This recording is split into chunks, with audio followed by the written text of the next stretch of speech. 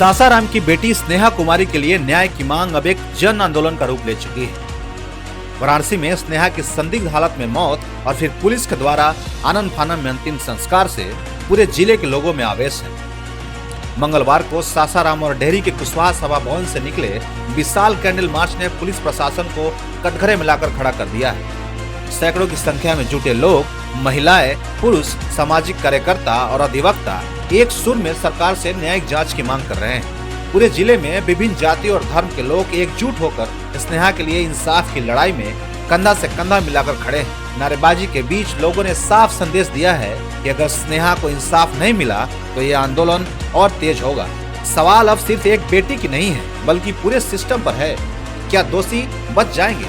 क्या पुलिस की साजिशें सच्चाई को दबा देगी या फिर जनता की आवाज से न्याय की लौ जलेगी? गिरफ्तार करो, गिरफ्तार करो, गिरफ्तार करो। छिपाने वाला उत्तर प्रदेश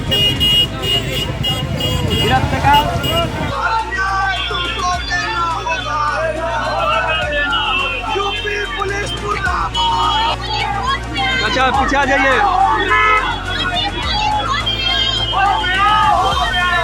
यह कैंडल मार्च बनारस में गर्ल्स होटल में एक सासाराम के सुनील जी की लड़की रह रही थी, स्नेहा कुमारी, जिसको हॉस्टल के मालिक उसके मनचले लड़के उसको मौत के घाट गला दबाकर हत्या कर दिए हैं। और वह नाटक किए हैं, झूठा नाटक किए हैं। उसको ग्रिल में बांध के लटकाया गया है, जबकि एक पैर चौकी पर है मुड़ा हुआ, दूसरा पैर जमीन पर पड़ा हुआ है। कैसे वह आत्महत्या हो सकता है? वह आत्महत्या हो ही नहीं सकता है।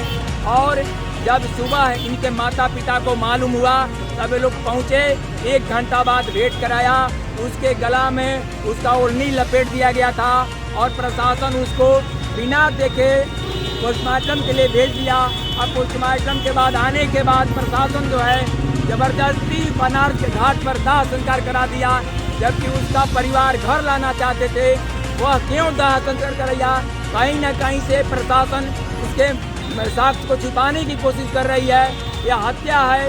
उसके गर्ल्स होटल के मालिक के बच्चे जो है मंचला है, उदंड था, विभिन्न तरह के बातें कर रहा था और उसने ही हत्या कराई है, हत्या किया है स्नेहा का।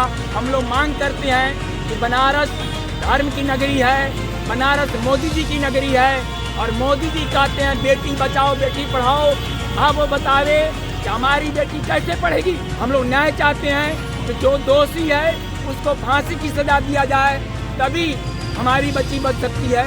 या हम मोदी जी से मांग करते हैं, उत्तर प्रदेश के योगी जी से मांग करते हैं कि आप योगी जी आप भी धार्मिक हैं, मोदी जी भी धार्मिक है, बनारस नगरी भी धार्मिक है। उस धार्मिक नगर में इस तरह की घटनाएं घटेगी, हमारी बच्ची सुरक्षित नहीं रहेगी। यह पूरे देश की बच्ची है। अब तब देश की बच्चियां कैसे बचेगी और पढ़ेगी? आपका नारा झूठा हो सकता है। इसलिए गंभीरता से इसका न्याय जांच होनी चाहिए और दोषी को फांसी की सजा होनी चाहिए।